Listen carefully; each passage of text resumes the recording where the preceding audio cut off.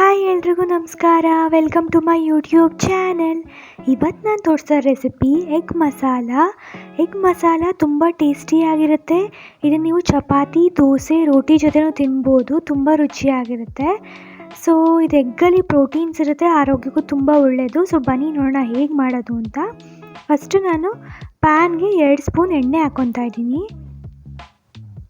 ಇದಕ್ಕೆ ನಾನು ಪಲಾವ್ ಪದಾರ್ಥಗಳೆಲ್ಲ ಹಾಕ್ಕೊತಾ ಇದ್ದೀನಿ, ಅಂದರೆ ಸ್ಪೈಸಸ್ಸು, ಅಂದರೆ ಚಕ್ಕೆ, ಲವಂಗ, ಪಲಾವ್ ಎಲೆ ಇದನ್ನೆಲ್ಲ ಹಾಕ್ಕೊಂಡೆ. ಸೊ ಇದು ಎಣ್ಣೆಲಿ ಫ್ರೈ ಆಗಬೇಕು. ಇದಕ್ಕೆ ನಾನಿವಾಗ ಕಸೂರಿ ಮೇಥಿ ಹಾಕ್ಕೊಂಡೆ. ಇದಕ್ಕೆ ನಾನು 1 ಕಪ್ ಈರುಳ್ಳಿ ಹಾಕ್ಕೊಂಡೆ, ಅಂದರೆ 1 ಈರುಳ್ಳಿ ಹಚ್ಚಿಟ್ಕೊಂಡಿರೋದು ಹಾಕ್ಕೊಂಡೆ. 2 ಹಸಿರು ಮೆಣಸಿನ್ಕಾಯಿ ಹಾಕ್ಕೊಂಡೆ. ಹಸಿರು ಮೆಣಸಿನ್ಕಾಯಿ ನೀವು ಖಾರದ ಪ್ರಕಾರ ಇನ್ನೊಂದೆರಡು ಹಾಕ್ಕೊಬೋದು. ಒಂದೊಂದು ಮೆಣಸಿನ್ಕಾಯಿ ಖಾರ ಇರುತ್ತೆ, ಒಂದೊಂದು ಖಾರ ಇಲ್ಲ. ಅದರಿಂದ ನಿಮ್ಮದು ಖಾರದ ಪ್ರಕಾರ ನೀವು ನೋಡ್ಕೊಂಡು ಹಾಕ್ಕೊಳ್ಳಿ. ಸೊ ಇದು ಈರುಳ್ಳಿ ಫ್ರೈ ಆಗಬೇಕು, ಅದನ್ನು ಸ್ವಲ್ಪ ಅರಿಶಿನ ಹಾಕ್ಕೊಂಡೆ. ಸೊ ಈರುಳ್ಳಿ ಚೆನ್ನಾಗಿ ಫ್ರೈ ಆಗುತ್ತೆ ಅರಿಶಿನ ಹಾಕ್ಕೊಂಡ್ರೆ, ಬೇಗ ಆಗುತ್ತೆ ಅಂತ.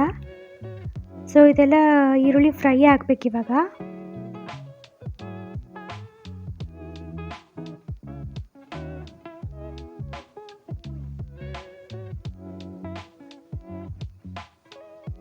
ನೀವು ನೋಡ್ಬೋದು ಈರುಳ್ಳಿ ಫ್ರೈ ಆಗಿದೆ.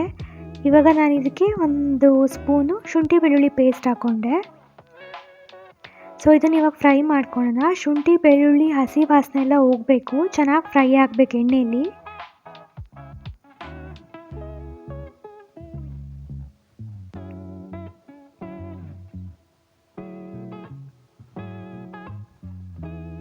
ಸೊ ಇದು ಇವಾಗ ಫ್ರೈ ಆಗಿದೆ.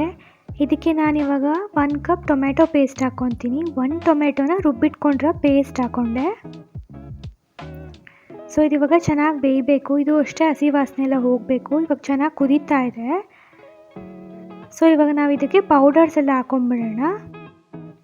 1/2 ಸ್ಪೂನ್ ಧನಿಯಾ ಪೌಡ್ರ್ ಹಾಕ್ಕೊಂಡೆ.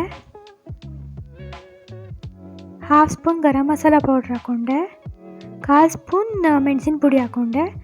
ಸೊ ಇದನ್ನೆಲ್ಲ ಇವಾಗ ಚೆನ್ನಾಗಿ ಮಿಕ್ಸ್ ಮಾಡ್ಕೊತಾ ಇದ್ದೀನಿ. ಇದು ಅಷ್ಟೇ ಪೌಡರ್ಸ್ ಎಲ್ಲ ಹಾಕ್ಕೊಂಡಿರ್ತೀವಲ್ವ ನಾವು, ಒಂದು 4 ನಿಮಿಷ ಇದು ಫ್ರೈ ಆಗಬೇಕು ಎಣ್ಣೆಯಲ್ಲಿ ಚೆನ್ನಾಗಿ, ಮಸಾಲೆ ಪೇಸ್ಟ್ ಎಲ್ಲ.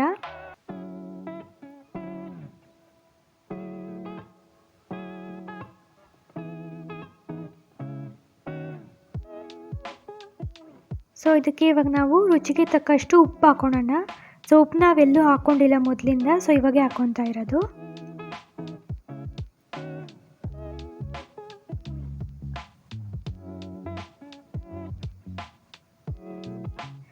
ಸೊ ಇದು ಇವಾಗ ಫ್ರೈ ಆಗಿದೆ. ಇದಕ್ಕೆ ನಾನು ನೀರು ಹಾಕ್ಕೊತಾ ಇದ್ದೀನಿ. ಒಂದು ಸ್ವಲ್ಪ ನೀರು ಹಾಕ್ಕೊಳ್ಳಿ, ನಿಮ್ಮ ಕನ್ಸಿಸ್ಟೆನ್ಸಿ ನೋಡ್ಕೊಂಡು ನೀವು ಹಾಕ್ಕೊಳ್ಳಿ ಎಷ್ಟು ಬೇಕಾಗುತ್ತೆ ಅಂತ. ಸೊ ಇದು ಮಸಾಲೆ ಇವಾಗ ಇದು ಕುದಿ ಬರಬೇಕು ಚೆನ್ನಾಗಿ. ಇದು ಚೆನ್ನಾಗಿ ಕುದಿಗೆ ಬಂದಮೇಲೆ ನಾವು ಬೇಯಿಸಿಟ್ಕೊಂಡಿರೋ ಮೊಟ್ಟೆ ಹಾಕ್ಕೊಳ್ಳೋಣ.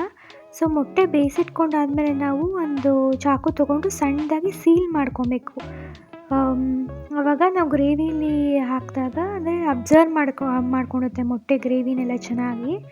ಸೊ ಇದು ಕುದೀತಾ ಇದೆ ನೋಡಿ. ಸೊ ಇವಾಗ ಮೊಟ್ಟೆ ಹಾಕ್ತಾಯಿದ್ದೀನಿ ನಾನು.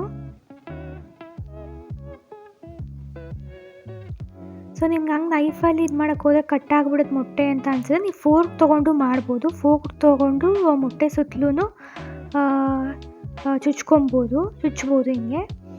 ಸೊ ಅದರಿಂದನೂ ಮಸಾಲೆ ಎಲ್ಲ ಅಬ್ಸರ್ವ್ ಮಾಡ್ಕೊಳುತ್ತೆ. ಸೊ ಈ ಥರ ಗ್ರೇವಿನೆಲ್ಲ ಈ ಥರ ಮೇಲೆ ಹಾಕಿ, ಯಾಕಂದರೆ ಆದಷ್ಟು ಅವಾಗ ಅಬ್ಸರ್ವ್ ಮಾಡ್ಕೊಳುತ್ತೆ.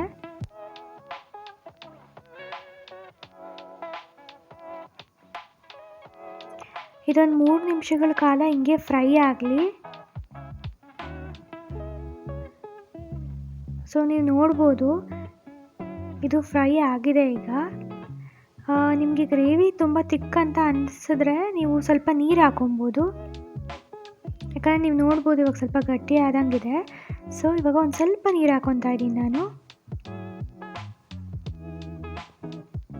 ಸೊ ಮಿಕ್ಸ್ ಮಾಡ್ಕೊಳ್ಳಿ. ಗ್ರೇವಿ ತುಂಬ ಗಟ್ಟಿ ಆದ್ರೂ ಈಗ ಮೊಟ್ಟೆ ಅಬ್ಸರ್ವ್ ಮಾಡ್ಕೊಳಲ್ಲ, ಯಾಕಂದರೆ ನೀರಿನಂಶ ಕಮ್ಮಿ ಇದೆ. ಸೊ ಈ ಥರ ನಾವು ಸ್ವಲ್ಪ ನೀರಿನಂಶ ಇರಬೇಕು, ಆವಾಗೇ ಚೆನ್ನಾಗಿ ಅಬ್ಸರ್ವ್ ಮಾಡ್ಕೊಳೋದು. ಆದ್ದರಿಂದ ಸ್ವಲ್ಪ ನೀರು ಹಾಕ್ಕೊಂಡ್ವಿ. ಸೊ ಇದನ್ನು ಮತ್ತೆ ಒಂದು 3 ನಿಮಿಷಗಳ ಕಾಲ ನಾವು ಕುದಿಸ್ಕೊಳ್ಳೋಣ. ಚೆನ್ನಾಗಿ ಅಬ್ಸರ್ವ್ ಆಗುತ್ತೆ ಅವಾಗ.